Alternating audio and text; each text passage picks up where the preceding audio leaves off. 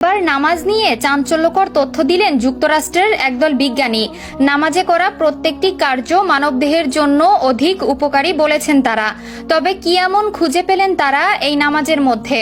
নামাজ পড়লে শরীরের মধ্যে কি ধরনের পরিবর্তন আসে? কেমন থাকে আমাদের রক্তের চাপ? কি পরিবর্তন আসে আমাদের মস্তিষ্কে? সেই সকল বিষয় নিয়েই তারা একটি বিবৃতি পেশ করেছে। তাই এই ভিডিওটি প্রত্যেকটি মুসলিমের দেখা কর্তব্য, কারণ নামাজ তো প্রত্যেক মুসলিমের পড়াই লাগে। তবে নামাজ পড়ার মাধ্যমে আমরা কি কি উপকারিতা পাই সেই সকল বিষয়েও জানা দরকার।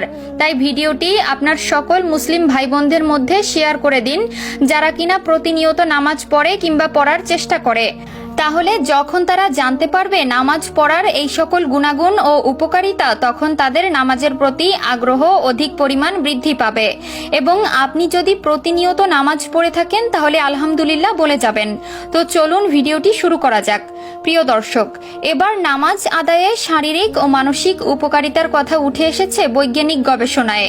ইসলাম ধর্মের অনুসারীদের জন্য প্রতিদিন 5 ওয়াক্ত নামাজ আদায় করা ফরজ। এটি মহান আল্লাহ তাআলার নির্দেশ। এই বিধান লঙ্ঘনে রয়েছে কঠোর শাস্তির ঘোষণা। অথচ নামাজ পড়লে মানুষের শারীরিক ও মানসিক অনেক উপকারিতা সাধিত হয়। যুক্তরাষ্ট্রের এক গবেষণায় এমন তথ্যই উঠে এসেছে। যুক্তরাষ্ট্রের বিংহ্যাম্পটন বিশ্ববিদ্যালয়ের একদল গবেষক জানিয়েছেন, নিয়মিত 5 ওয়াক্ত নামাজ পড়লে সুস্থ থাকা যায়। নামাজ পড়ার মাধ্যমে মানুষ শারীরিকভাবে সুস্থ থাকতে পারে। গবেষণায় আরও উল্লেখ করা হয়, যদি নিয়মিত নামাজ পড়া হয় তবে ব্যাক পেইন মানে পিঠের ব্যথা কমে যায়। নিস্তেজ ও ঝিম ধরা শরীরের রক্ত প্রবাহ স্বাভাবিক হয়। নামাজ পড়ার মাধ্যমে উচ্চ রক্তচাপ এবং হৃদকম্পন কমে যায়, যা মানুষের পেশিকে শিথিল করতে সাহায্য করে। গবেষণায় দেখিয়েছেন, যদি কেউ যথাযথভাবে রুকু করতে পারে তাহলে তার পিঠের ব্যথা থাকবে না। রুকু করতে গেলে মানুষের পিঠ সমান্তরাল হয়, কিছু সময় পিঠ সমান থাকে। নামাজের রুকু আদায় করার মাধ্যমে পিঠ, পায়ের উরু ও ঘাড়ের পেশিগুলো সম্পূর্ণভাবে প্রসারিত হয়। রক্ত প্রবাহ যথাযথভাবে চলতে থাকে। শরীরের উপরি অংশে রক্তের প্রবাহ স্বাভাবিক মাত্রা ফিরে আসে। সেজদা সম্পর্কে গবেষকরা জানান, মানুষ যখন সেজদায় যায় তখন শরীরের সব হাড়ের জোড়াগুলো নমনীয় হয়। হাড়ের উপর যে চাপ পড়ে তার ফলে সেটি স্বাভাবিক ও শিথিল হয়। সেজদার জন্য জমিনে মাথা রাখার কারণে মস্তিষ্কের রক্ত সঞ্চালন স্বাভাবিক হয়। উচ্চ রক্তচাপ কমে যায়।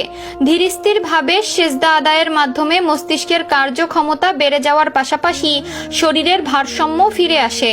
শ্বাস প্রশ্বাসের স্বাভাবিক গতি ফিরে আসায় মানুষ স্বস্তি লাভ করে। সুস্বাস্থ্য ও সুস্থতার জন্য নামাজ অনেক উপকারী। এ নামাজের মাধ্যমে মানুষ আল্লাহর সন্তুষ্টি লাভ করে।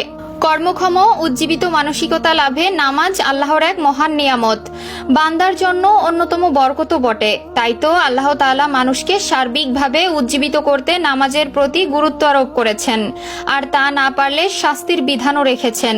তাই প্রিয় দ্বীনী মুসলিম ভাই ও বোনেরা, নামাজ প্রত্যেকটি মুসলিমের জন্যই উপকারী। এবং বর্তমানে বিজ্ঞান নামাজ পড়ার ফজিলত সম্পর্কে আলোচনা করেছেন। তাই আজ থেকে ইনশাআল্লাহ কেউ নামাজ ত্যাগ করবেন না। আল্লাহ সবাইকে বোঝার তৌফিক দান করুক, আমিন।